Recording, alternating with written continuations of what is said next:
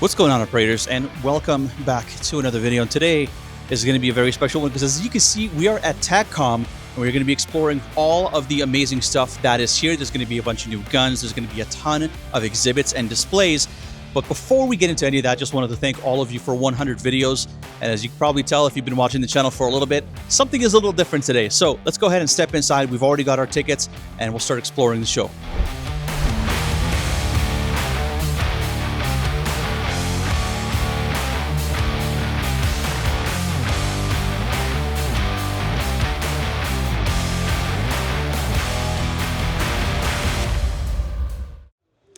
All right, folks, so our first stop on the show floor is going to be with Tandemkross.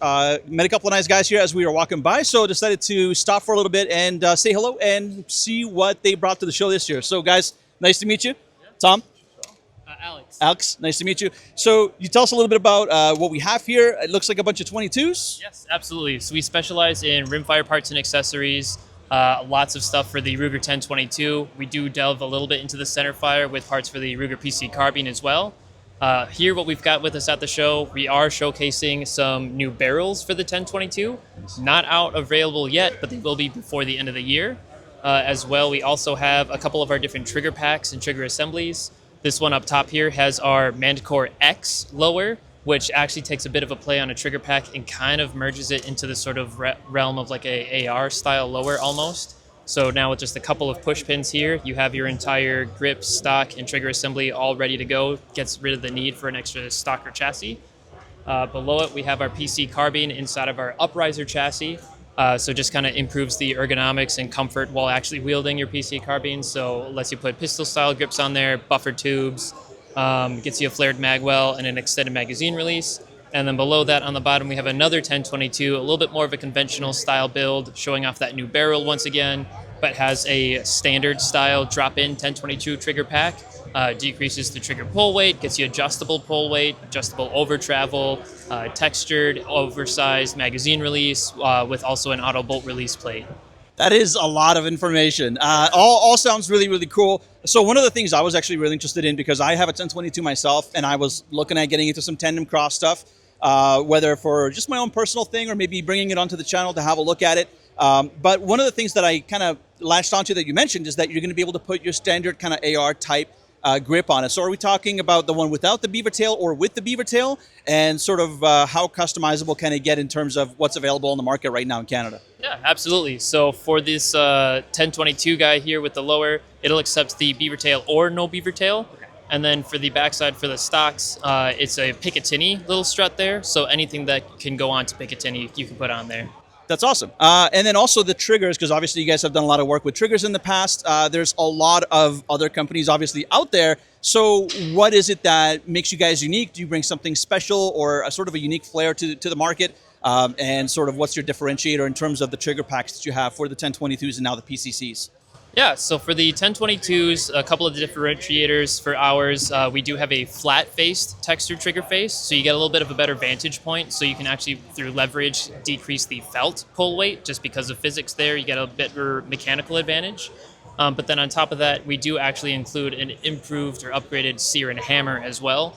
So just inherently with that, you could put that trigger group itself into a standard 1022 trigger pack, and right away you're already going to get a decreased pull weight down to about 2.5 pounds or so. That's really nice, yeah. Yeah, and then now because of it being in our own machined housing, we actually made it so that way it's adjustable pull weight. So a range of about 2 to 2.5 for the bottom end, all the way up to just about north of 5.5 pounds. Wow, that's quite the adjustment. So let's say if someone's looking to get their hands on these, is there a timeline for when they're coming out? Are they already out on the market? And then, if people are interested, where can they go to go get one?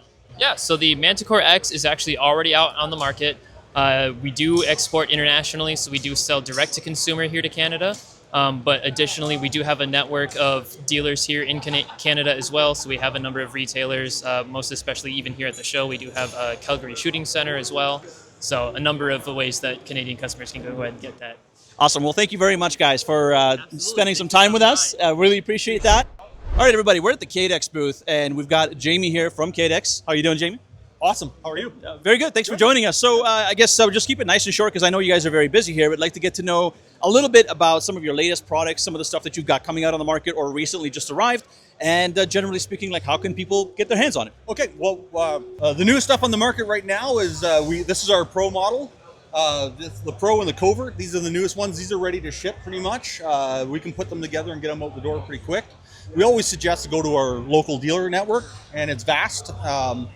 I'd like to make two happy customers, not just one, but we do direct sales as well, if that's what you'd like to do. Yeah, absolutely. So you mentioned a little bit about putting it together, so that kind of lends itself to being a very customizable platform. I've seen some of the dealers that you guys are dealing with that are giving options for things like the type of barrel, the length of barrel, the chambering and stuff like that. What are we kind of looking at in terms of what you can customize, and do you get more customizability going through direct, or can you get the same going through a dealer? Go through the dealer if possible, because I can put out a number like right away and what we can't do.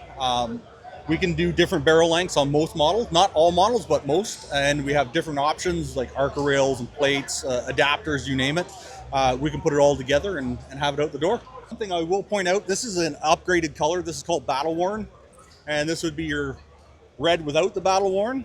Oh, that looks amazing. So what does the Battle Worn entail? Is it just like a type of Cerakoting, or? No, what they do is they lay down the base color of red, then they're going to spray it with black, and then they take the Scotch-Brite pad to it, and I think it's in the oven 4 times before. And then, yeah, it's a slight upcharge, but it's definitely worth it. I think it looks good. Phenomenal. That looks amazing, and if you probably couldn't guess, red's one of my favorite colors, so I'll be looking at that at some point in the future. Cool. Thank you so much. Not a problem. We are, I'd say, I don't want to say the pinnacle, but probably the pinnacle of the show here. We have Tracy Wilson, the legendary Tracy from the CCFR, the Canadian Coalition for Firearms Rights here. And as you know, we are big supporters of them, and they are big supporters of us, helping us to fight the good fight, getting the advocacy for firearms out there, teaching people that are just getting into it, and those who've been around for a little while. Tracy, thank you so much for joining us finally. I don't even know what to say after an intro like that, but I'm happy to be here, and thank you for the opportunity. Thank you so much for having us. We want to talk a little bit about what the CCFR does, because obviously we are very well aware, but a lot of our viewers are either new firearm owners or they're people that are asking a lot of questions about how to get into it. Yeah. So what does the CCFR do, and how can someone become a member if they want to help with what you do? Well, the most important initiative that we've done at the CCFR is National Range Day. And of course, that is, it's not even branded CCFR. And the idea is that all firearms owners, all ranges and clubs, all gun orgs, everybody can get behind it and push.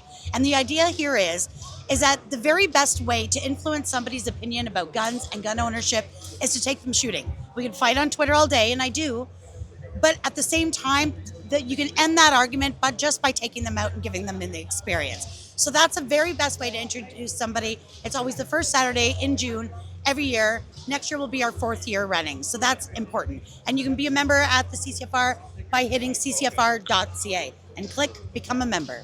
Fantastic. So other than the Range Day and providing advocacy and awareness, what else is CCFR doing in the political and legal scape? Because obviously you guys are very busy in that regard as well. Yeah, that's right. So we're the only firearms organization right in the beast of the belly in Ottawa. And, a lot of people say, how do you like living in Ottawa? Well, I don't. But that's where I got to be if I want to be available to politicians, if I want to be there to influence them, and I want to make sure that going down the road, we get what we need. So I am often found, like I was laughing, we look at my calls and my texts on my phone, and it's like daughter, husband, politician, politician, politician, politician, daughter, husband. And that's, we are a resource to politicians of all stripes, but anybody who's willing to do good things for gun owners, we're willing to support them 100%. So that's really important. We get the word out there. We've got a national TV show. We've got the podcast. We've got a really big social media footprint, a huge YouTube experience going on there. And of course, we're boots to the ground. We show up and we get it done. There's just one more thing that I wanted to ask you. And, for those of you guys who were following the channel, you probably know that I talked a little bit, we made some shorts and some other content about the CCFR dealing with the government in the courts and trying to fight for things like property rights and things like that. Would you be able to elaborate a little bit more, Tracy, on how that's going and maybe the specifics of that? Yeah, that's right. So as you know, there were 6 different court challenges against the May 2020 OIC gun ban. For the most part, most of those have fallen off the radar. We did lose in federal court, but we kind of figured that might happen. We were ready and willing to file the appeal. We did that. We've got both the government of Alberta and the government of Saskatchewan with us on that appeal, and we have a court date in December. So we'll get the straight answer from the federal court. Can the federal government step into your life and take your property even though you've done nothing to warrant it? And besides it being about guns, I think that's a very important question that all Canadians deserve an answer to. Absolutely. Well, thank you, Tracy, so much. I won't take up any more of your time. There's a lot of people here that want to come and see you. We really, really appreciate your support, by the way, on YouTube, on Twitter. And please continue to do what you're doing, because you're doing God's work and you're helping Canadian gun owners fight the good fight. So thank you so much. We'll never quit. All right, folks, so we are at the Sterling Arms booth at Taccom 2024, and I am very privileged to be joined by JR. He is, as far as the top gets, I believe, as far as I've been told, and he's going to walk us through a little bit about some of the offerings from the company. So thank you very much for joining us. Hey, Tom, really, thank you for coming to us, and we really think it's a pleasure to be with you guys on your podcast, too. We'd like to learn a little bit more about some of the products that you guys have available here, and I have to admit, I am not as caught up on Sterling Arms as I really would like to be, so hopefully it'll be a learning opportunity for me and our viewers as well. I'm told we're going to start on this 9mm here. We will. Okay, yeah, this thing. So we're here at the show to launch 2 new rifles. So we've got the R9 Mark 1, because it's our first version of this rifle. What it is, it's a 9mm. We've got 2 versions. We've got an 18.6, okay, as well as a 10.5 inch. Okay. So it's a standard simple blowback, which makes it non-restricted. We're using, unlike every other PCC on the market, we've actually gone for an MP5 style magazine. Okay. And why we think that's important is because both the feed angle and the longevity of magazines. Because magazines in Canada, we don't know where the government's going. So we'd love to say, oh yeah, polyhab's in and all this stuff goes away. But magazines are getting more and more difficult and harder to get. Yeah. Metal mags last a lot longer than plastic mags. That's just the reality. Plus, nothing feeds better than an MP5 mag. So that's why we went with MP5 mag. I've been told. Right. So that's what we went. We went for that. So we got now we've got a straight insert MP5 mag. What we like about our rifle system here is we have a paddle for the magazine release. So it doesn't matter if you're left or right hand. Right? You can always swap over the selectors if you're left or you're righty, but that way too is you just got to use you can use your trigger index finger just to release the mags. Wow! Right? With ours too, we got an 18.6-inch barrel. However, our barrel in reality actually ends at 11.5 inches. So you've got a bit of a barrel shroud there to make up the rest. It's all built. It's built as one piece, so it keeps it legal. But the reality is it doesn't matter how much powder you pack into your bullet casing. Once you get to about 11 inches, the powder is done. Gas travels 5 times faster than the bullet. So by the time you get to that point, there's no more pressure, there's nothing. So the physics are that anything past 11.5 inches, you're actually slowing your bullet down or adding inconsistencies. So what we've done is we've left it open and we've actually made it exactly the same width as a AR-15 chamber brush. So you can clean it out. Oh, wow. Right? It's an easy, you don't need a special tool. Chamber brush, just clean it out. So that way you also protect your crown, you protect your barrel. But that way you get your consistency through it. So by doing that, we also make it very strong, and it's a robust package. Go ahead. No, sorry, I was just going to say, it does feel really well built. I had a chance to play around with it a little bit earlier, and as far as the construction goes, it feels like it's almost all anodized aluminum. And correct me if I'm wrong there, but it feels pretty robust. Well, what we want to do is we want to make, I like to use the term a high round count gun. So we wanted to build a rifle here that you could really beat the crap out of. You should be able to take it and shoot it and shoot it and shoot it and shoot it and not have problems, right? And so that's what we did. So yeah, it's 70-76 aluminum. It's hard anodized. Our barrels are all properly nitrided. These things are designed to take a beating. Right? And also too is we're going to put the dimensions of our barrels online because we're not a barrel company, we're a gun company. Right. And so what we want to do is make it easy for backyard gunsmiths to spin up a new barrel. If you want to do something different, great. Here's the specs. Here's our chamber. Have at her. Right? Because it doesn't hurt our feelings if somebody rebarrels it. Right? That's how we'll see innovation. Because somebody's going to do these things and go, oh, then this works really well. And we'll learn. right? But sure, I mean, one of the things that we see a lot in the AR market, which unfortunately it's not one that we can enjoy as much for now, hopefully until the new government comes by, but customization and making the rifle unique and making it yours, I think is a big common element with a lot of manufacturers. So nice to be able to see that you're embracing that notion. The heart of the gun is your barrel and your bolt, right? So this is our 9mm bolt, and it's very robust. Like, we just made it, it's super heavyweight. So what we've done is we said we want to be able to take, if we make it light, it's easier for the gun, but then what happens is if you use a really heavy bullet, heavy powerful, then you're going to get a lot of, you're going to beat your gun up. So we'd rather come with a really heavy combination between spring and bolt. Now, what is really unique for us is we actually have a firing pin safety. Wow. So what happens is, where there's a corresponding bolt on the outside of the rifle, when this thing travels, if it doesn't lock all the way home, it can't fire. That means locking into battery. Right. Probably. Right. And the reality of that is because of guys who shoot really fast, or if they're bouncing around, if you have a lightweight bolt, it'll bounce and it'll actually shoot out of battery. And people have that with their PCCs. Right. So it is. We wanted to build in a safety that would allow you to know that unless it's locked completely home, it can't fire.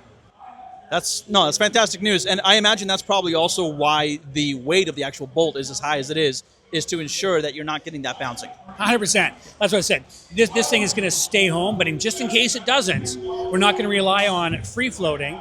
We're going to make sure that there's actually a safety as well. So I think that's what we're trying to make a safety, a gun that's really, really safe, really, really robust. And I think that's kind of our philosophy, is we're not trying to make a gun that's good for Canada.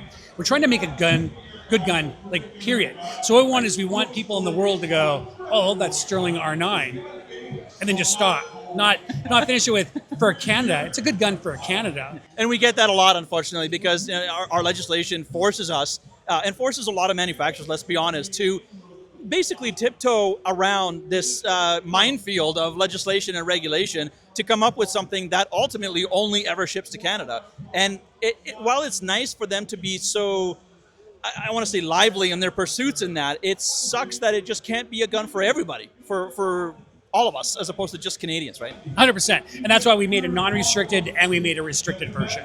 So that you can have a 10.5 if you want, or you can have an 18 3/4. Because you have to do that. We have to play with what do they do. And also too is when you send a gun in to get an FRT, you have no idea what they're going to come back with. Because I mean, we've looked at, without getting too nitpicky, I mean, we look at the Daria Mark 12.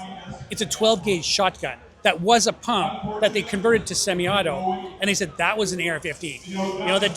The GSG 15, they said was a variant of an MP5. So I'm going to stop you for a second there, because I found that was so hilarious. The GSG 16 they wanted to ban as part of the Amendment G46, as part of C21, saying, as you said, it was a variant of the MP5, when actually Heckler & Koch sued them, Heckler & Koch, my apologies, sued them not once but twice, because it looked too much like it. And they had to change the design completely to further themselves as much as possible from that without being sued by them. Right. So it's wild that we're doing this. Exactly. So, but that's the thing is, you just never know when the politics intervene in the lab, right? Yeah. So we've had to play that game. We don't know what they're going to do. So we'll move from the 9mm, and then we go to the Papa. So this is really a scaled down in a lot of ways. A scaled down R18 Mark III. Because if you look at aesthetically, we come over to this guy. Yeah, come on over here. Let's have a look. And now we have our 5.56, right? So you see it's very, very similar. You've got the non-reciprocating cocking lever. On this we've got it so it's like we've built in an ambi catch. We've made the aesthetics, the curve in the muzzle brake, the way the barrel looks, the shroud, the way the rear stock. I'm crazy about that, by the way. When I first saw that, it kind of blew me away, because I'm like, who does that? Who has a removable stock like that? There's a lot that fold, there's a lot that telescope. But my question to you then, and I know you've got a lot to tell us, but how do you get around the 26-inch requirement with being able to remove, because obviously you remove that, you can still fire the rifle, can you not? Yeah, but when you're already starting with an 18 3/4 inch barrel, and then adding a 2-inch muzzle brake, you got the whole actuator.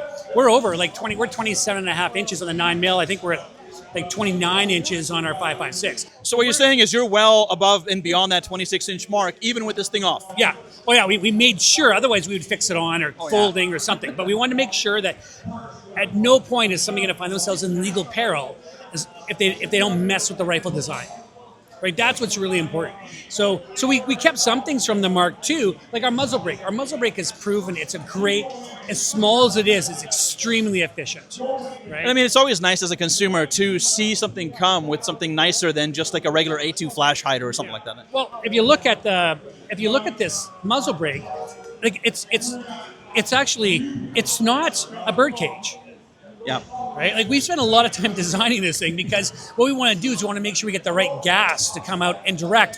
So as a right-hand shooter, it actually comes up and it pushes the rifle down and perfectly in line, so it doesn't really rise. So we try to think of that in a small package, because if you want to go right ahead and spend $300 on another muzzle brake, Yeah, they're not cheap. right? But you don't have to. So what we want you to do when you buy these rifles is not go online and say, oh, what do I need to change to make this gun work? It's like you get it, throw a mag in, feed it with ammo, and go shoot it. Right. That's what you should do, right? So one thing that I want to address is magazines, because magazines are something that, it's very important to people. As you know, we have the LAR-15 mags, and a lot of people use those for AR pattern and Stanag pattern rifles. I'm kind of curious how that fits into the design of this particular rifle, and whether you guys are going to follow the trend of a lot of other companies who are keying their magazines or their rifles specifically for a magazine that could have a little bit more in terms of capacity, or are you sticking with the standard? Okay. I think what's important is there's a lot of misunderstandings about C21, the gun laws. And the gun laws state, when you're designing a rifle, a modern rifle, that if the gun is designed and manufactured after December 15th, 2023, then it has to have a unique magazine. Remember, that word "and" is very important. This gun was designed prior to December 15, 2023. So we don't have to follow C21, we follow the previous rules. So why I did this is, like, if you look at our mag well, what we've done is we've bought the broaching equipment. So our mag wells are broached. They're not machined. Very few companies, maybe BCL is probably the only guys in Canada who broach their mag well. Why that's important is because when you broach, you can keep much tighter of your dimensions.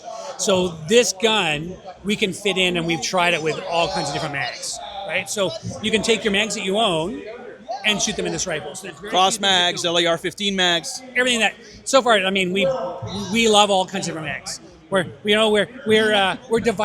diverse in our choice of magazine choices. So you can throw just about everything into the thing. Now we're doing a lot more testing, which is why this rifle is delayed another month behind the 9mm. The 9mm is already in production. 60 days we should have them on the shelves. This will be about 90 days because we're not finished our testing. We want to make sure we get like 5,000 rounds to a bunch of rifles before, like, each rifle, not in total, before we start putting these on the market. Like, we don't want to beta test on our client base. See, I actually really appreciate that, because a lot of companies still do that, and unfortunately that results in a lot of warranty claims and a lot of issues. And then of course you get people who, well, when you're not happy, what do? You tell your friends, you tell the people that you talk to about guns, and then they don't want to buy that rifle because they've heard there's problems. So it's nice to see that. Now, you said that there's going to be a little bit of a delay. So between this and the 9mm, what are we looking at in terms of time, in terms of when people are going to be able to get their hands on them?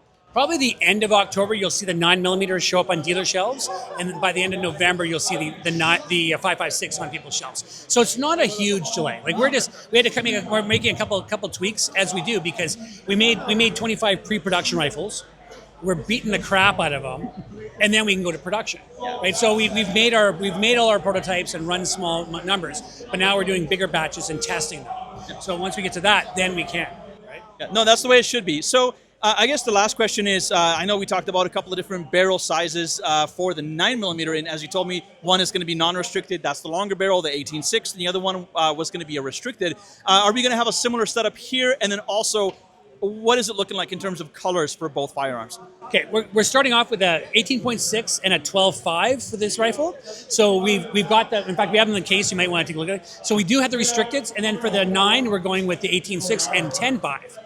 Right, and so the 9 we'll do right away is non-restricted, restricted, and then sets. So with uppers.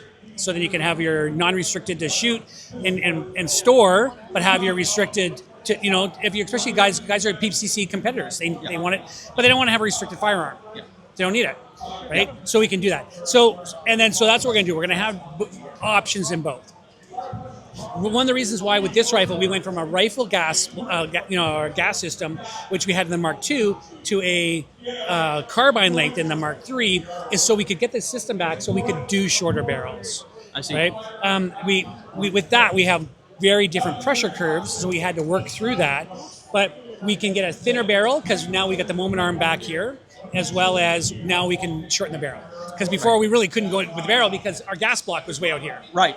So it didn't matter. So speaking of the gas block, what kind of gas system are we looking at here for this particular rifle? I should take you over and I'll show you because we've taken one all the way apart, because it's a short stroke piston system, but we redesigned from the Mark II to the Mark III. We did the carrier and we also did the gas system, because I'm very proud of the fact that in our Mark II we never broke a piece of gas system. Ever. I feel like I know where this is going, but I don't want to say anything. No, but we didn't. Ours was very different already, but it was robust, but it was also expensive, right? That's the thing too, is our Mark II was a really expensive rifle to make, which is why it was $2,700, right? So what we did is we said, okay, what can we do? Like, we learned a lot of lessons, and we learned a lot about processes, materials, things like that. So how do we get this rifle down in price? I mean, it's simple as things as we narrowed the body. So then we screwed on a brass deflector.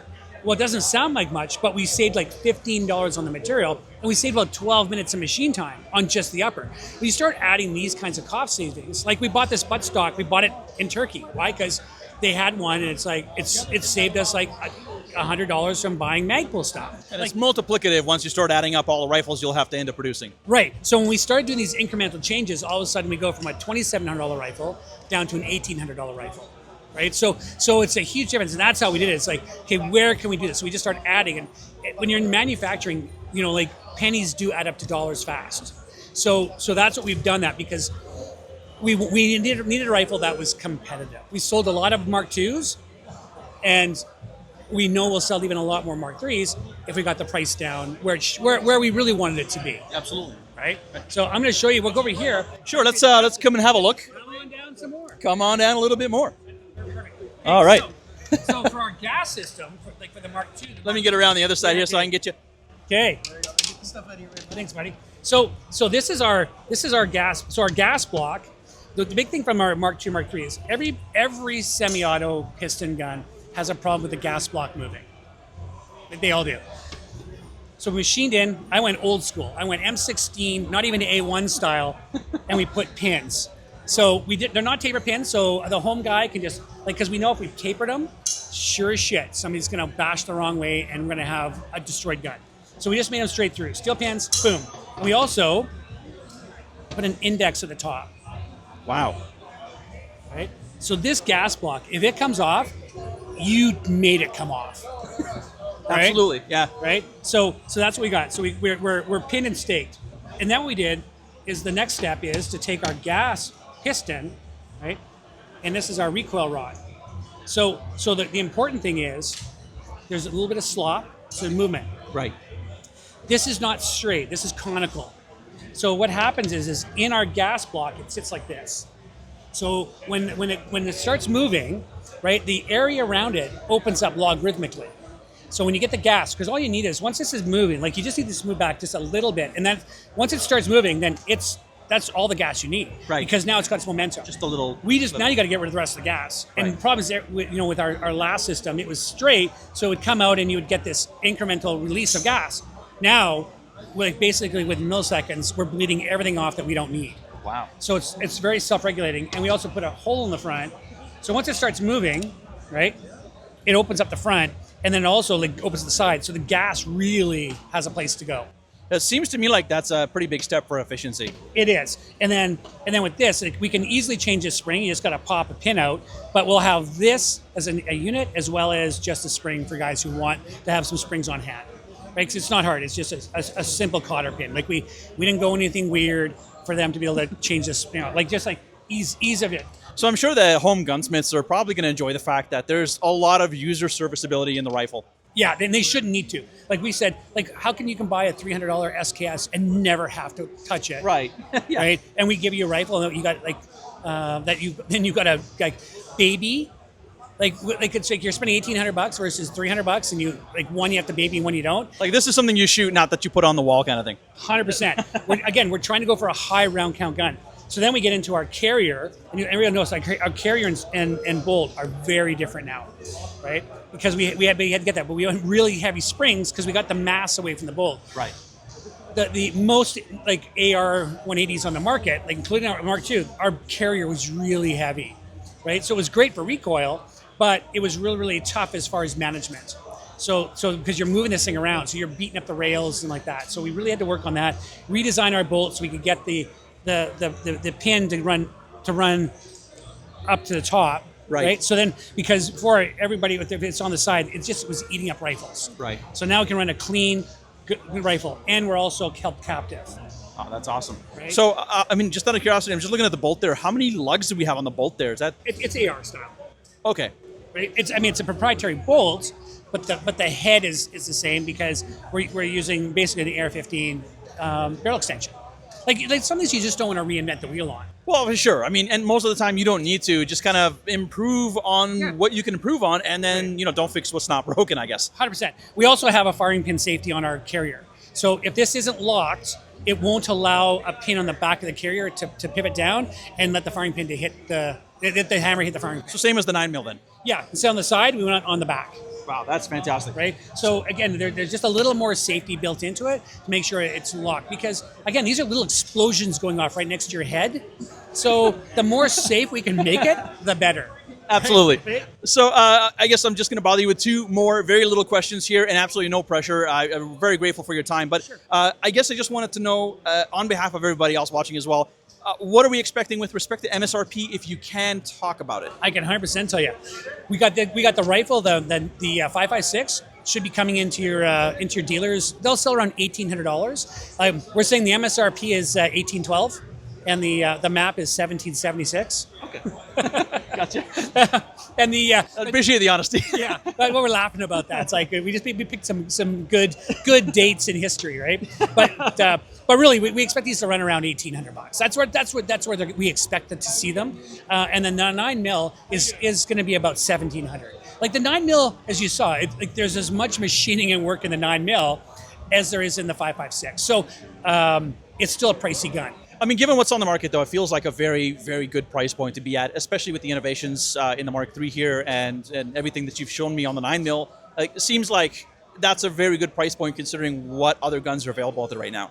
We'd like to think so. I think we've worked really hard on our supply chain and with our partners in this to really come up with what we think is a cost-effective solution and value for dollar. I mean, we got away from we used to put made in Canada, but we've changed it to assembled in Canada. And we said that because I think we believe in honesty in advertising is so much of this is Canadian, but it's not all Canadian. So to say made in Canada, well, there's an implication that we're getting everything in Canada. We're not. Yeah. But we couldn't and achieve the price point.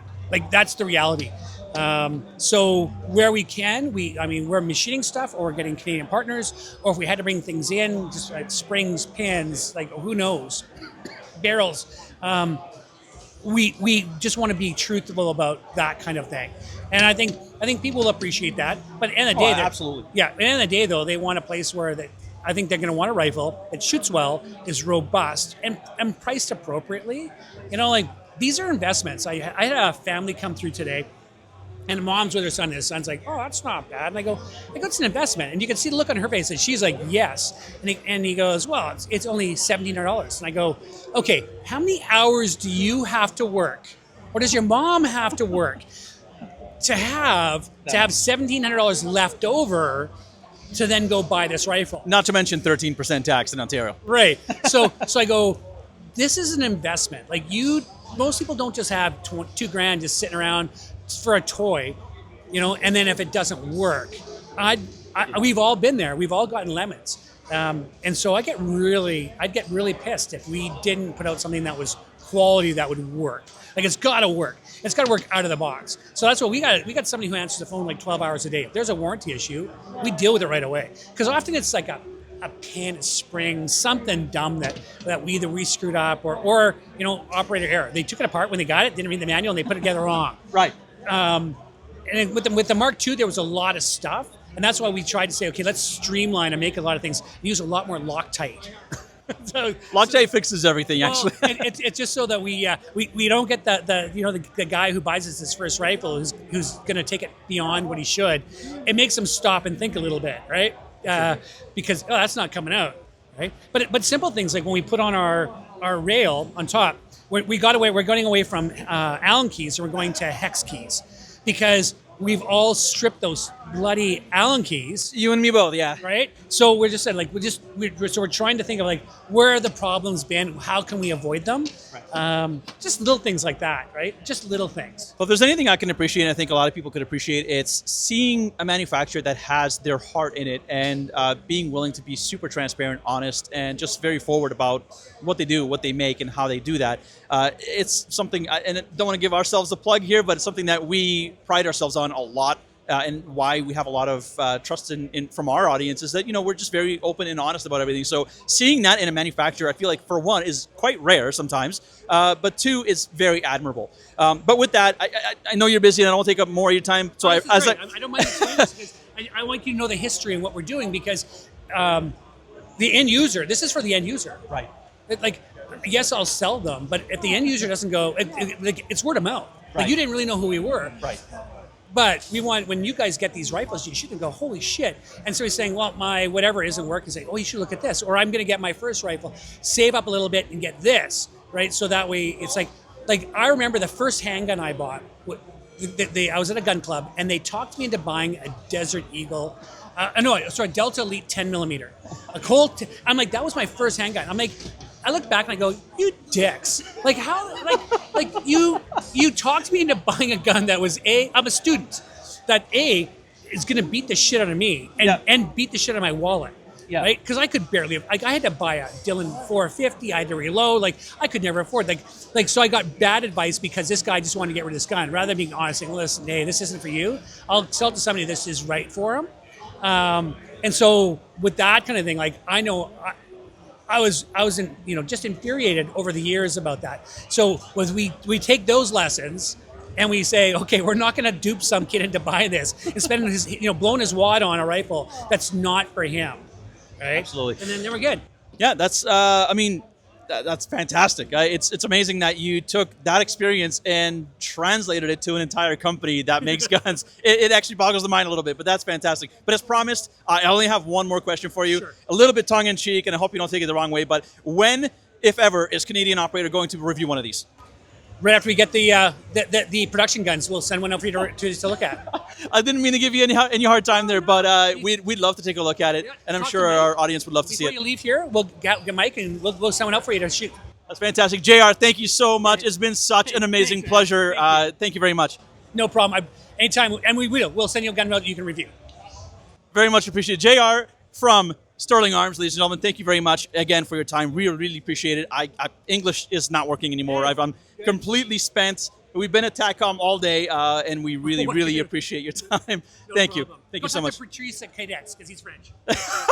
Sounds good. Thank you so much, brother. Take care, Thank you. All right, folks. So we've got Owen here on the show floor from Kodiak Defence. Owen, thank you for joining us. For sure. I'm glad to be here. I'm glad to see you here again. Yeah, absolutely. So we have something new from Kodiak this year.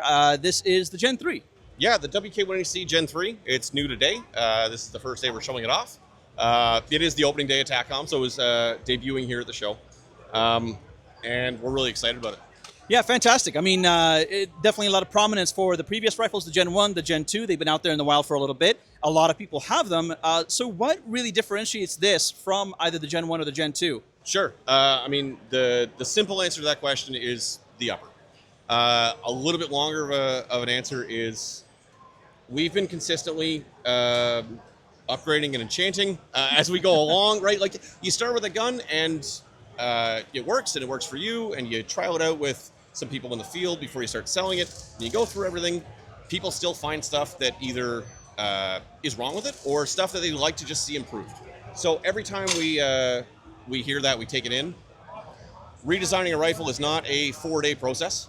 I think this one has been on the drawing books in one form or another for at least a year. I'd have to talk with the design shop for actually when we hit the go button on, all right, this is a project. But every time we get input from another one of our firearms, we're looking to improve it, and this is just the next evolution of the WK180C.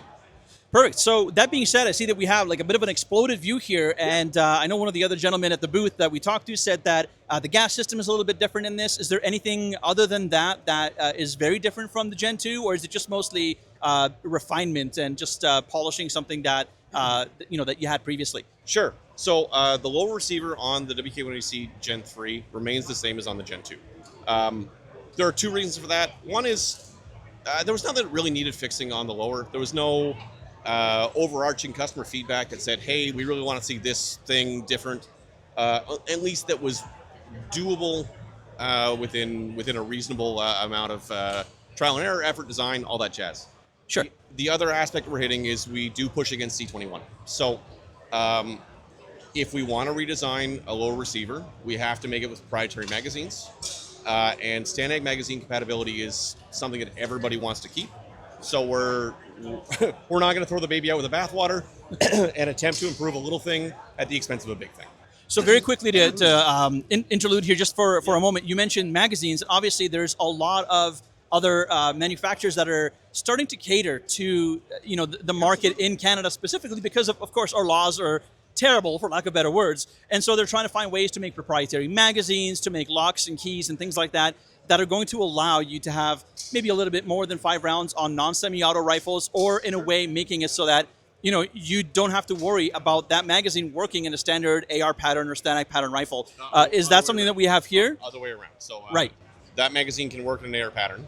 An AR pattern magazine cannot work in the new rifle. Right. So no, it isn't something. The Gen 2 lower remains the same. It takes a STANAG magazine. We supply with a Magpul magazine. I think it's cool what other manufacturers are trying to do. Whether or not they hit it to the park or not remains to be seen. And it's a fact of life that will remain in the firearms industry in Canada, is that post C21, if you want to make a new gun, and it's going to be semi-auto, and it's going to have a detachable magazine, that magazine has to be proprietary. It's a fact of life. That people are doing it is expected, and we'll see how it goes for them. For us, though, we don't need to improve the lower. We can stick with what we have. The common complaints from us or customer feedback, things that need to be improved, were all in the upper for us. So this was already what we were looking at doing.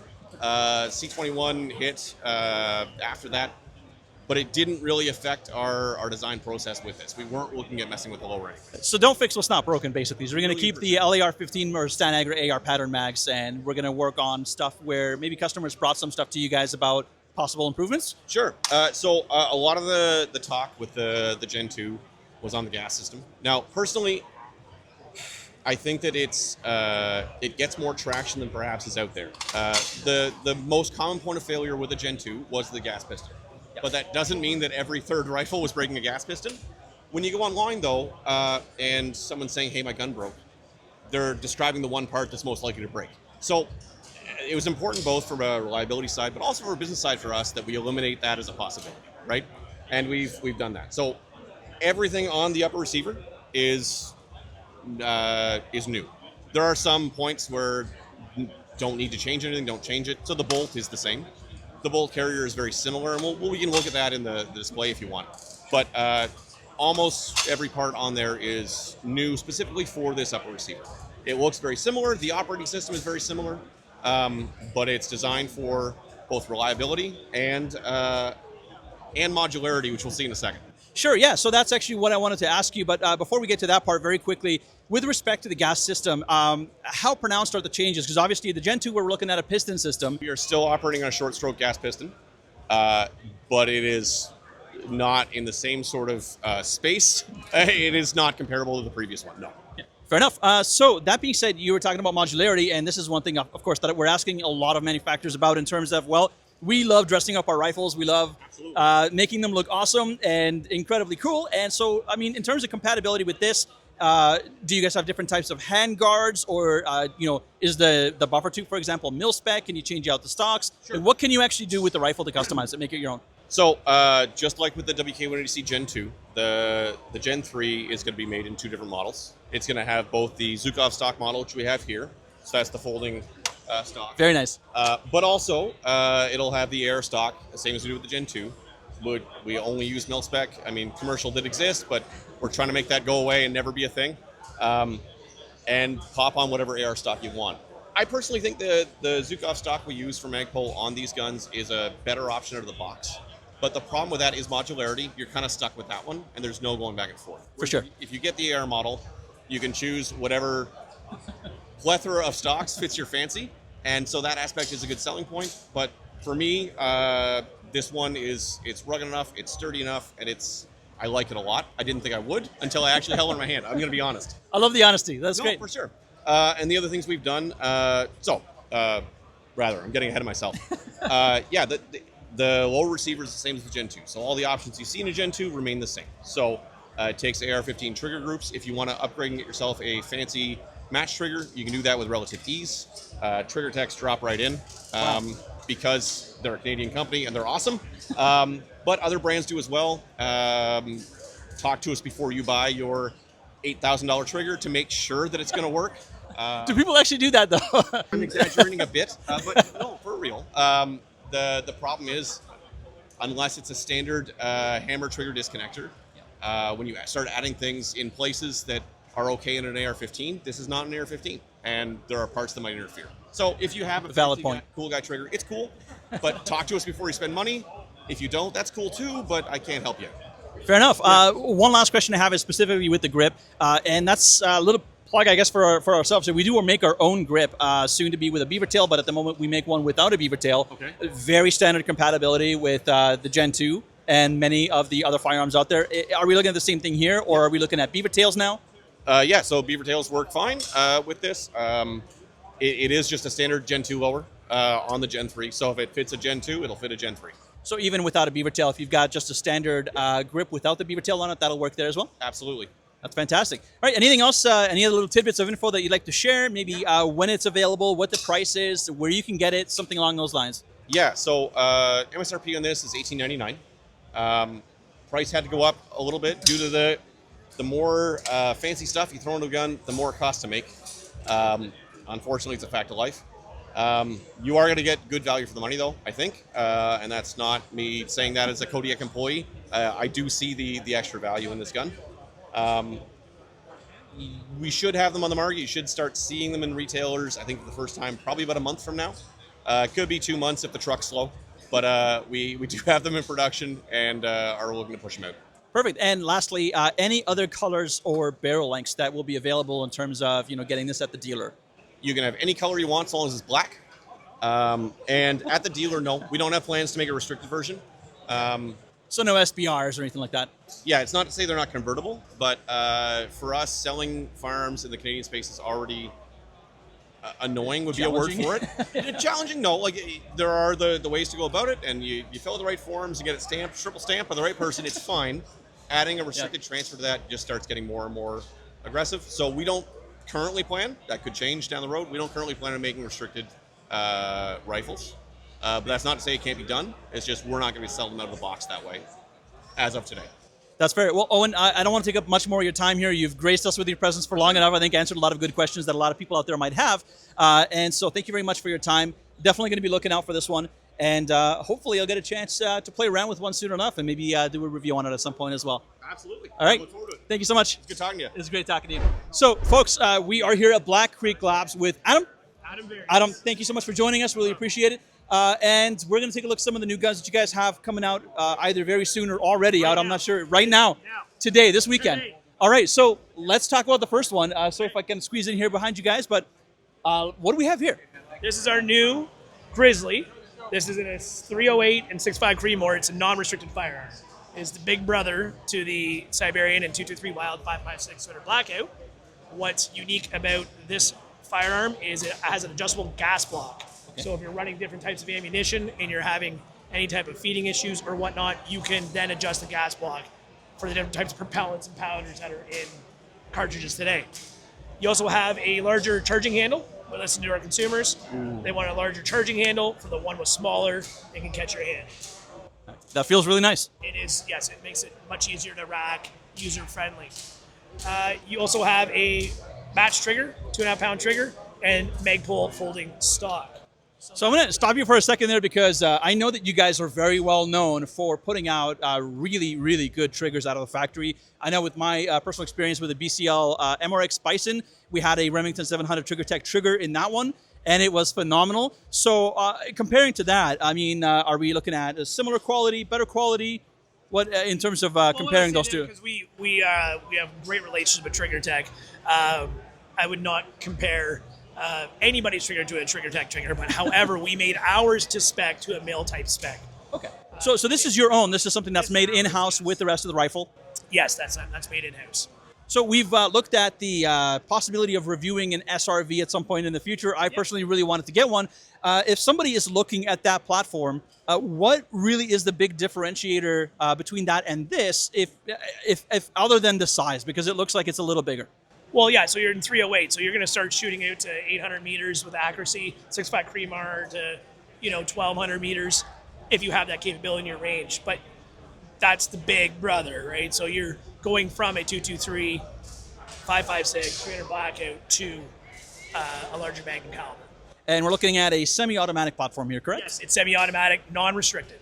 Non-restricted. So do we have any different, I know you guys are very good with respect to offering different lengths of barrels for, at least for the Bison series, there was, I believe, the Ranger. I can't remember what the other one was. There was, I know there was a 16 and a bit, there's an 18 and a bit. Are we looking at different barrel lengths for this? Come in 18.6 only. Only 18.6 for this. 18.6, yes. And as for customizability, obviously it does have a bit of an AR sort of look to it. Yep. What are we looking at in terms of grips, bipods connections, M-LOK, Picatinny, stocks? Are we fairly compatible there? Absolutely. Your imagination is what you can put into whatever carbine system. Fantastic. And sorry, go ahead. You can put whatever you want into it. Like this will come off with 2 screws. You have a pick on the inside. You can slide on a different type. So you're going to have your dual spring system. And yeah, you can put on anything that's going to go onto a pick type system, you can put on here. Gotcha. All right. And then with respect to availability and pricing, I know that there are a number of dealers out there that are selling your things. Where can people get this and all of your other rifles? And can we talk about MSRP and kind of how much we're looking at for this one? We're looking at around $18.99 plus tax. SFRC, who's here today, is going to be getting a shipment of these within the next couple of weeks. There is 152 certified dealers across Canada. Wow. And yes, they are landing within the next 2 weeks at our dealers across Canada. That's fantastic. Anything else that you'd like to show us before we move along? That's it. That's the new Grizzly. That's the new Grizzly. Nice. All right. So $18.99, available at a bunch of different dealers. Absolutely. 308, semi-automatic. And 6.5 Creedmoor as well? Yes. They'll be coming in 6.5 Creedmoor as well. Perfect. All right. Well, Adam, thank you very much for hanging out with us on Canadian Operator. Really appreciate your insight. And, well, guys, hopefully we'll have one of these for review at some point later on, crossing our fingers. But we'll make something happen. We'll make something happen. Thank you very much, guys, for watching. And, Adam, again, thank you very much, brother. Very much appreciate your time. All right, everybody, we're making the rounds here at the show floor. We've got Ryan here from Maple Ridge Armoury. Ryan, thank you very much for joining us. Thanks, Tom. Thanks for having me. No worries. So what do we have here? Obviously, this is something new. It's not something that maybe at least I've seen before. Can we talk a little bit about what this is and some more details about it maybe? Sure. So this is the Maple Ridge Armoury Renegade rifle. It's a straight pull bolt action rifle, non-restricted. So there's the handle, spring assisted. You can swap it left or right-handed. This one's chambered in 223 Wild. There's also a number of other chamberings, 300 Blackout, 6.5 Grendel, 224 Valkyrie. It comes in 12.5, 16, and 19-inch barrels, and comes with a lifetime warranty and a sub-MOA guarantee. Sub-MOA? Sub-MOA. Sub-MOA guarantee. And is that for all the barrels? That's for all the barrels. Wow. And so with respect to the barrels, because obviously this is seems at least for Canada to be in a bit of an SBR configuration, what are we looking at with respect to that? Anything under 18 is restricted, or how do we classify these? No, because it's a bolt-action rifle, anything over 26 inches overall length would be non-restricted. So even our 12.5-inch barrel version is a non-restricted rifle. Okay, perfect. And you said that this is currently in production. Yep. So what's the timeline in terms of when it's going to be out, and how can people get their hands on it? Yeah, we've been in continuous production. Right now, we're sold out, and I think most of the retailers across Canada are sold out. But we're hoping to have another production run done later this year. Great. And how can people get it if they want it sometime later this year, or maybe some of the stuff that you guys already have? Do you guys do direct selling? Do you sell through dealers? How does that work? Yeah, we sell through dealers, so you can visit our website, mapleridgearmory.com. You can check out where to buy, mapleridgearmory.com, and then we have a map there, and it shows all of our dealers across Canada. Perfect. And one last question for you, because I'm honestly very new to straight pull. Most of the stuff that I have is either bolt or semi. So for those who are newer, because we do have a lot of newer viewers that watch because they want to get into firearms or they want to learn more about firearms, what's the biggest differentiation then between the straight pull and something like a bolt or a semi? And I'm really curious to, if you're willing to talk about it, how it performs compared to your bolts and your semis.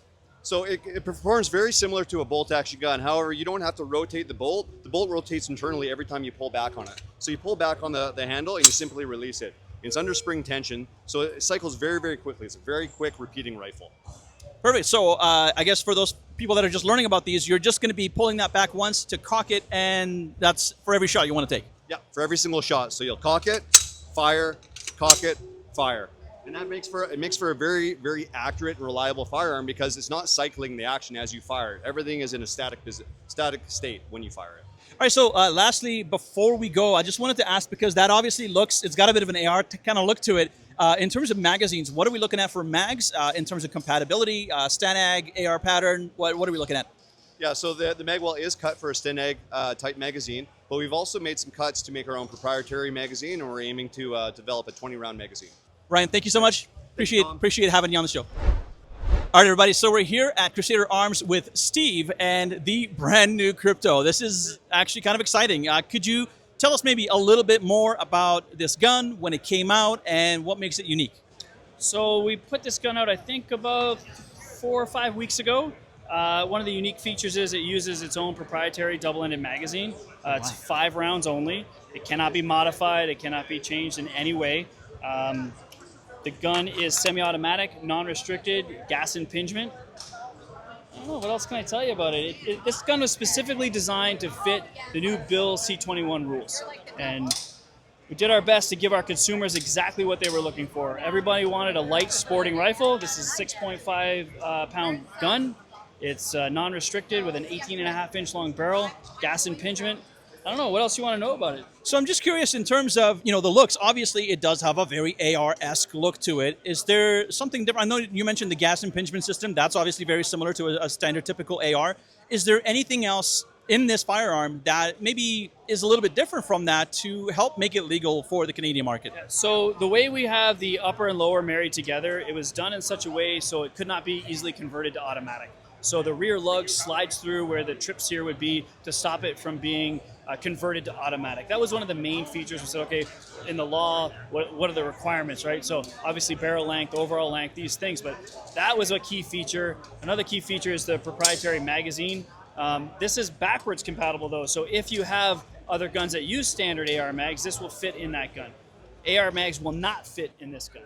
Okay, so that was actually my next question. I'm glad you answered it. So the typical STANAG AR type magazines, things like the LAR-15 mags and stuff like that we've seen, they will not fit in here. They will not fit in here. P mags don't fit. LAR mags don't fit. Only this mag fits in this gun, but this mag fits in other guns. So in terms of the barrel, I'm also really curious, the 18.6, since you guys have crafted this specifically for the Canadian market, is there another option available for like an SBR setup maybe or something along those lines? Yeah, so you can buy an upper and lower receiver set and build your own gun in any configuration that you want. But if you make a shorter barrel, you made a restricted gun, you have to register it. That's on you to take care of. We do sell the parts, so if you wanted to do that. As of right now, we're not selling uppers. We're too busy. We're too far behind in production to divert production away from that. So right now, we're not offering an SBR, but you can build one if you want. Fair enough. So as opposed to going out and finding the parts manually, a lot of our viewers are much newer to firearms, so they're going to have a lot of questions about how to do that. Is there an option straight from the factory where you can just go and say, well, this is the kind of barrel I like. This is the, I'd want a, let's say an RIS rail as opposed to our 1913 Picatinny on top and maybe M-lock on the side. Like, is there customizability from the factory, I guess is what I'm asking, or is this something you really have to do yourself? Currently, no, we're not offering any customizable options, only because it takes too long. We're a small company, and if we want to meet production goals, we can't have too many options. If you have too many options, you end up like bogged down, or you have parts you don't need for parts of the guns you can't build. So right now, it's just this gun, black. You can have any color you want as long as it's black, right? It's the fastest way to make production smooth is to make one style, one color, and get them out. The reason we designed the gun the way we did is there's so many aftermarket parts available, you can find them. They're out there. You know, Google's a magical thing, and it'll take you to wherever you want to go. Fair enough. So I don't want to keep you too much longer, but one more question, which is what you were leading into there in terms of customizability. So once you've got your crypto from the factory, how compatible is it with other accessories that you might find for your standard type of AR kind of rifle? So handguards and grips and stocks, all compatible with anything AR.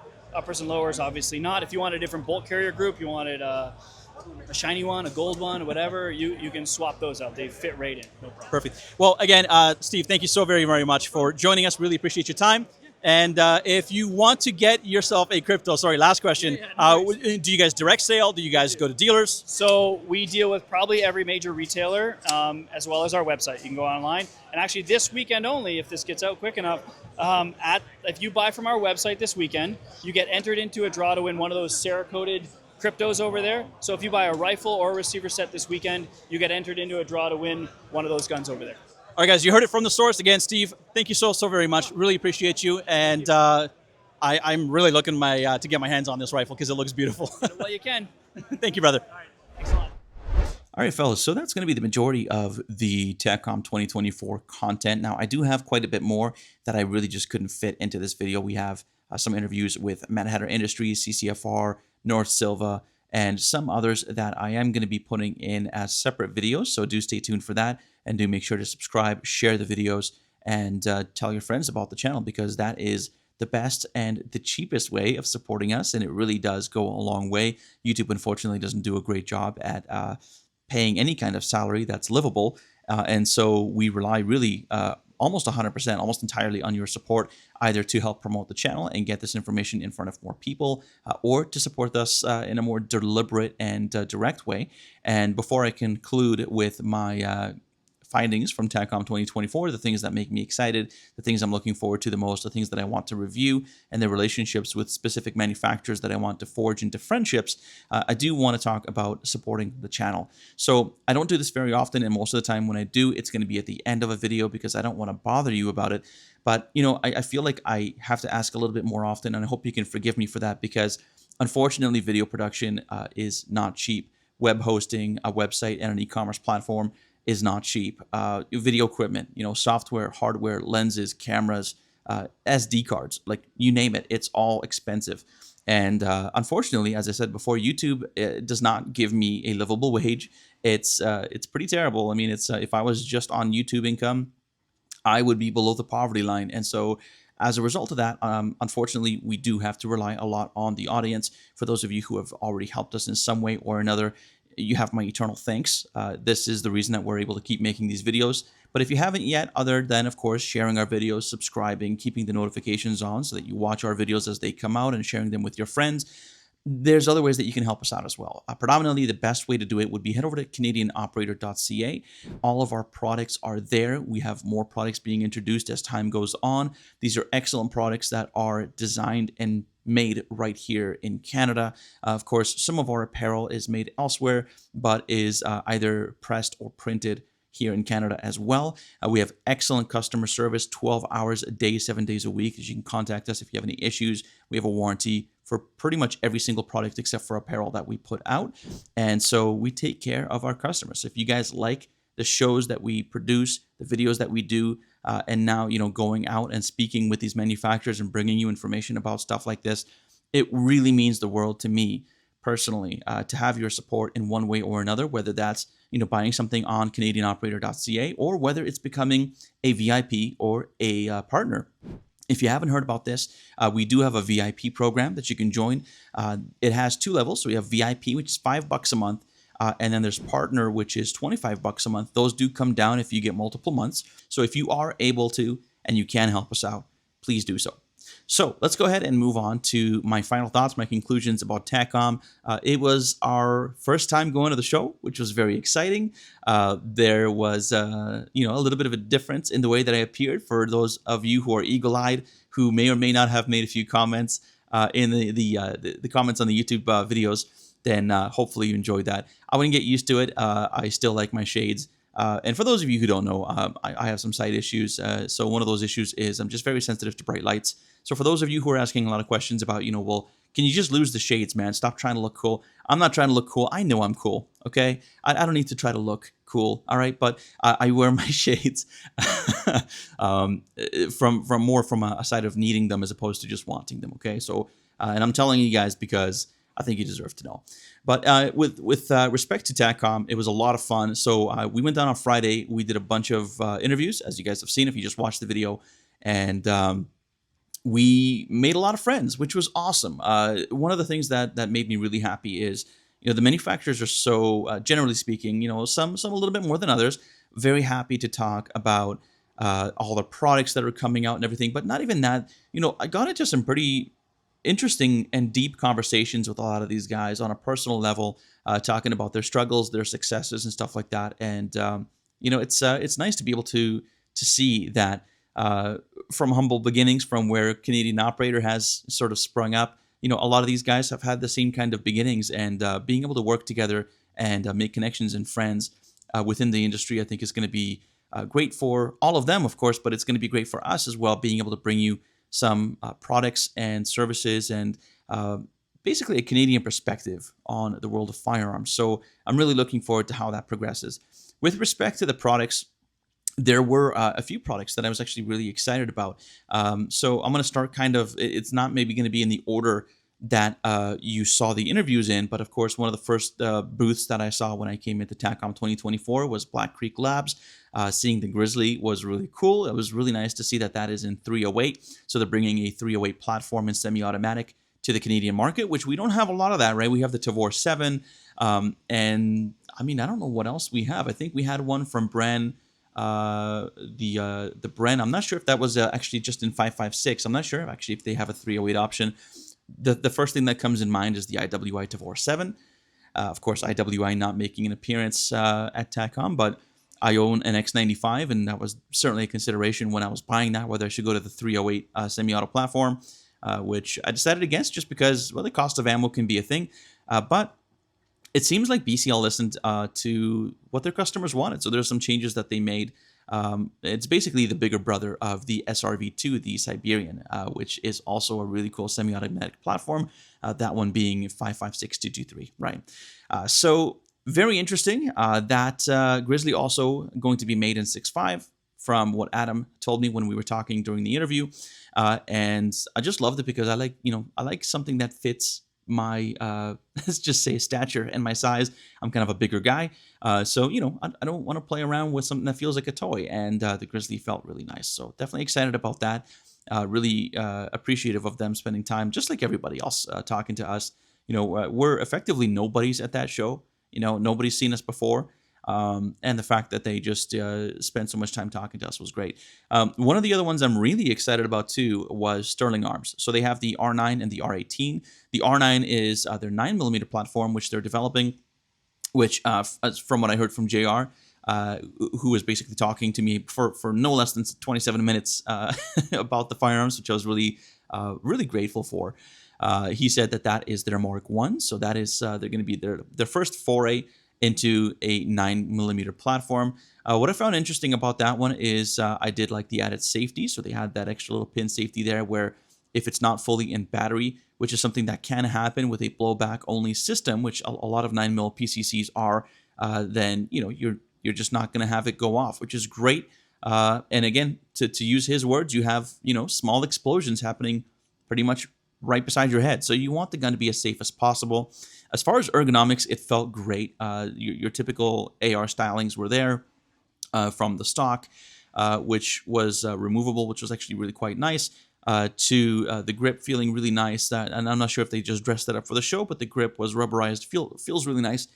And of course, the rest of the gun just felt very customizable and nice. One of the things that was very interesting, though, was that they increased the length of the barrel to keep it non-restricted. But what made it interesting is, as he mentioned, for the first 10.5 or so inches, you have the actual barrel. And then for the rest of it, you've got the equivalent of like a really long A2 flash hider or sort of like a pseudo barrel, but it's all one piece. And that is meant to essentially give you the performance of a fairly compact platform, because on 9mm, anything above 10.5 to 11 inches, and you're basically losing efficiency, but also allowing that to stay at an 18.6-inch footprint, meaning that it's going to be completely non-restricted, which is nice. Also great that they're including that in a 10.5, 11-inch version. I believe you said 10.5 version for the restricted side of things. So if you want to do that, you can. And of course, from what I've heard, that those will be interchangeable as far as the upper is concerned, so that, you know, if you're a competition shooter or something like that, that's great. If you're just an average Joe that doesn't want to have the restrictions of a restricted platform and change that out when you get to the range, and, you know, have the light feel and the compactness of a what would be a restricted platform, but then be able to take it home as a non-restricted, I think that was really cool as well. Of course, I think that's going to carry over to their R18, which is their third edition of their 5.56, which I also heard might be coming in another caliber as well. I'm not 100% sure on that. I can't even remember because there's just been so many. But you know, and I got to be honest with you guys, I haven't really heard that much about what Sterling Arms was doing. I haven't seen a lot of their stuff in stores. And so they weren't really on my radar, but a lot of the stuff that they were talking about with respect to that extra safety, which by the way will come to the R18 as well, meaning if it's not in battery, it's not going to fire. But also the fact that they are broaching their mag wells as opposed to just milling them out as usual, which means much tighter tolerances. I can actually confirm that. I took a look at the magazine well. So basically I was holding the lower of the R18 and was able to just put that magazine in there, and it was just very tight, giggity. So it was nice to see that. Overall, a very nice platform, something I'm very excited to review, and again, very kind with us, considering that we both have pretty much no knowledge of one another, to be able to make a commitment to allow us to review one of those in the future at some point. So I can't thank them enough for being so kind and to give us so much of their time. This is the guy, by the way, who, you know, also owns the Shooting Edge, also owns Target Sports, you know. So and the fact that he came down from wherever he was, I'm sure more important things to do, and just to come down and talk to us for 27 minutes, that gives you an idea of the attitude of the person at the top, which really blew me away, you know. Because it's a fairly small YouTuber, I kind of feel like, well, who's going to have the time for me, right? Who's going to make the time out of their day to come and talk to me and appear in front of our 6,000 subscribers, which we just hit, by the way, so thank you for that. And yeah, you know, he just came down and just shot the shit with us for 27 minutes, and it was fantastic. So a huge thanks to JR. JR, if you're watching, really appreciate what you did for us, and looking forward to working with you guys. What else am I excited for? Trigger Tech, man. So Trigger Tech we didn't include in the video. And it's not for the reason you think. I was actually very excited about them and wanted to include them. Unfortunately, they weren't able to give us a lot of information, and I can't really blame them for that, because they have a lot of liquidity, if that's a word, it is now, in the process that they're currently taking their new triggers through. And so I just, you know, with the lack of information there, I'm not holding it against them, but I do want to present information in my videos. And if I can't really talk about too much of the stuff, you know, I don't want to make videos about, you know, asking questions and then not getting too many solid answers on it. But I have to say Trigger Tech is one of the most exciting things that's not specifically just a gun at the show that I was able to play around with. So they have this new trigger that they're working on. It's based on the Remington 700 platform, which is interesting in that I have experience with that. I have an R700 Trigger Tech trigger in my Blackcreek Labs Bison, MRX Bison, which is an incredible trigger. It's so good. And to have that included in a $1,000 gun, by the way, is nuts. It's wild. So yeah, I talked to Trigger Tech about, you know, some of their offerings. They said, yes, they have a T3, T3X trigger, of course, T3 being Tikka, that they're developing based on the R700 platform. It's still, there's a lot to be decided about it. Like I said, there's a lot of liquidity, but it feels incredible. It feels like a really high-end, top-end, match-grade competition trigger. It felt like probably no more than 2 pounds to pull. I mean, it was incredible. Mind you, it was on this like weird bolt-action pistol contraption that they had going on, but it felt incredible. Like the trigger pull was just, you know, it actually scared me a little bit, because I'm thinking to myself here, like, if there's a mild breeze that comes along, this fucking thing's going to go off, you know?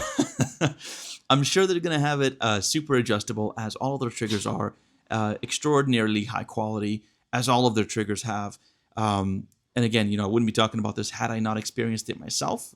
One of my neighbors, actually, that lives very close to me, works for Trigger Tech. So oftentimes when we find ourselves in the elevator together, you know, we just kind of shoot the shit and have a talk about triggers, and it's always a great experience to kind of pick his brain on that. But that being said, that is definitely something I'm really excited about. They do have a Glock trigger coming out as well. Again, I couldn't really extrude much information out of them about that. They said it's still in development, but that it's coming. So for those of you who still own a Glock one way or another, hopefully that the list of people owning a Glock is going to be able to grow at some point in the future if we can get a new government in. I guess that remains to be seen, but I digress. They are working on that as well, so very interesting from Trigger Tech. What else can I say? Crusader was interesting. Crusader Arms, they have a new crypto rifle that was coming out. As far as, you know, how excited I am about it, I gotta say, you know, Steve was great. Like, being able to talk to Steve about the gun and getting some information about it. He did provide some information. I would have liked to get a little bit more out of him, but I gotta say that the rifle looks great. It looks like it's well put together, but I can't really get too excited about the magazine. So that was a bit of a downer because I was actually very excited about the crypto 5.56. Very kind of AR 180 platform-esque, like a lot of the other stuff out there. I couldn't get excited about the magazine, though. They have a really cool mag. They have like a double-sided mag, 5 rounds each, and it'll fit into any other AR STANAG platform, but you can't fit a standard AR or STANAG magazine in. So that's another kind of a downside there where, you know, I understand where they did that from the legal perspective, but I don't understand why, why they couldn't consider it a little bit more, at least that, you know, there's going to be a lot of people out there that have AR pattern magazines, STANAG pattern magazines, cross mags, LAR 15 mags, right? There's a lot of people, including myself, who have those, and those will not work in the crypto. So that was a little disappointing. They were a little cold, unfortunately, on the, hey, could we, you know, could we get a model to take a look at? But again, I kind of understand that because it seems with how backed up they are with respect to, you know, getting orders out the door, it seems like it's a very popular rifle. A lot of people are still buying it. So, you know, I can't expect that we're going to be able to get one to look at very soon, but hopefully that will be the case. So we'll see. I did reach out to them actually before Taccom, and they did seem kind of warm to the idea of sending out a rifle, but they said, you know what, let us get you to the right department, and then I just kind of never heard back. So might get back in touch with them and say, hey, you know, we talked to Steve, and you know, we'd love to take a look at it. Is there a possibility? But again, probably can't make any promises with that regard. What else was there? I mean, there's so many things, but I just can't really remember anything. We talked about Blackcreek Labs. We talked about, Kodiak Defence. Talked to Owen from Kodiak. He was great, actually. He spent a lot of time with us as well, talking about their new WK-180C Gen 3. I gotta say, you know, I've sort of secondhand had a little experience with the Gen 2. I probably told you guys the story. I was out at the range with a buddy of mine, Leon. If you're watching, thanks for watching, man. But I was out with my buddy Leon, and I felt bad because you know, he goes, "Yeah, check this out, man. I just got this brand new WK-180C Gen 2. I'm loving it. This thing looks badass." And I'm like, "Yeah, man, it's a cool rifle. It looks awesome. You know, who wouldn't want an AR? You know, and especially after the May 2020 OIC ban." You know, the 180s definitely saw a lot more popularity because it was basically all we could get. And I'm not talking about just the Kodiak Defense, but any of the WK1, any of the 180, the AR 180 platform rifles that were out there, we were excited about because it was like, well, we can't have an AR-15, so we'll take what we can get, sort of thing, right? But I said, buddy, you know, I got to tell you, I've heard some news. I've did a little bit of research, a little bit of digging, and it seems like the gas system on these could be a little bit unreliable. A lot of people have been complaining about the piston, and you know, just something to keep in mind. Like, have you shot this before? And he said, no, it's a brand new gun. He just bought it, and we were able to shoot it together. So I kind of give him, you know, my 2 cents about it. And about half an hour in, which I mean, I would only attribute to kind of like a freak thing happening because you know, for other incidents, I've heard this going over the course of maybe several hundred rounds, anywhere from like 200-300 rounds all the way up to like 700-800 rounds that people were seeing their pistons falling out of their gas system. And his fell out after about half an hour. And I go, fuck, you know, like we're shooting together, we're having a great time, and all you hear is ding, and you look at the ground and the gas piston is just laying there. And so when I talked to Owen, and the reason why I told you the story is, you know, I didn't want to be confrontational with him because he was a great guy. He was very open, very honest too, you know, without a lot of pushing or anything like that. But he did mention that there were issues in the Gen 2, the gas piston being the biggest one of them all, that was brought up to them by their customers. And, you know, I couldn't really dig in too much about what was done about them. From what I got from Owen, it seems like they did, you know, take care of their customers and made sure that they made them whole. But he said that is definitely one of the issues that that was very important for them to fix in the Gen 3, and how essentially the lower of the Gen 3 is almost completely untouched, if untouched at all, whereas the majority of all the changes have been happening in the upper, specifically with the gas system, but there's other changes there as well. So very much looking forward to that. It seems like, you know, we kind of got off on the right foot, and there might be a relationship in the works there as well. So looking forward to working with Kodiak and seeing, you know, what they've done with the Gen 3, and hopefully if we can get it in the studio and take it out to the range, do some, you know, shooting with it, do some stress testing, you know, and see where it ends up. So that's interesting as well. You'll have to forgive me though. I mean, I can't remember everything. I probably did more walking this weekend than I have for the whole last 2 weeks. So huge information overload. We can definitely talk about more stuff in the Discord, which again I'll link down below. But if you guys have any questions, anything you want to know, if there's anything that you want to ask the manufacturers, then I'm going to do my best, because now I've actually got some contacts. I can reach out to these guys and say, hey, you know, our community's got questions about this, that, and the other, and, you know, what do you guys have to say about that? Do you have any information that you can provide to us? And in that way, having that direct link to the manufacturers and being able to speak with them, I think opens up more opportunity for getting questions answered and getting information out there going both ways. So that being said, that's all I got for you. That's those are sort of the moments that I remembered most from Taccom 2024. Of course, we're going to talk about more of these in the Discord, so make sure to follow the link down below. Go and join our Discord. And again, if you guys are able to, I know I'm droning on by now, but please, if you have the capacity, please help support Canadian Operator. We're growing quickly. There's a lot of ambition behind the stuff that we're doing, the videos that we're making, the relationships that we're forging, and we're doing all of this for you guys, so that we can provide good, wholesome, honest, transparent information to you. Of course, we're going to keep on the side of education and training and awareness and advocacy, but we are going to get into gear reviews because I want to see what's good that's out there. And, you know, if we can find stuff that's good, whether it's accessories, firearms, or everything in between, I want to bring that to you guys so that you guys have a better idea of what's worth your money and what's not.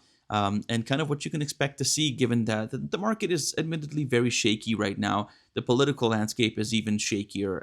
There's a lot of uncertainty, right? So I want to bring this to you guys to give you a little bit more in terms of options and help you make a decision that makes sense for you without overspending, or at least, you know, thinking that you've got what you paid for. So if this kind of Canadian perspective and approach and what I've been doing for the last year and a half is something that makes sense to you, if it helps you out in any way, just please accept my eternal thanks for supporting the channel in whatever way you can. Again, you can do that by hitting the super thanks button if you want a quick, no frills way to even just buy me a cup of coffee, something that's going to keep me going all day. You know, that's a huge thing. You can definitely do that below or to the side of the video.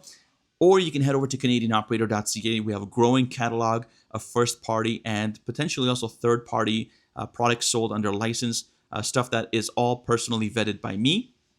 And so if you want to go and check out what we have there, we'll have some more accessories coming very soon. We have some more apparel coming very soon, and potentially some third-party partnerships as well. So if you'd like to support us and get something really cool in return, of course, you can go and head over to CanadianOperator.ca. And lastly, join our VIP program. If you want to have a very affordable way of supporting us regularly, $5 a month, and you got all sorts of awesome VIP perks and benefits that you can enjoy on Discord and elsewhere. And of course, we appreciate you no matter how you decide to support the channel. But it is very important to us, and it's the lifeblood. It's how Canadian Operator is going to be able to continue to exist and make these videos for all of you. That being said, thank you so very much for watching. I can't even express how much I appreciate you guys.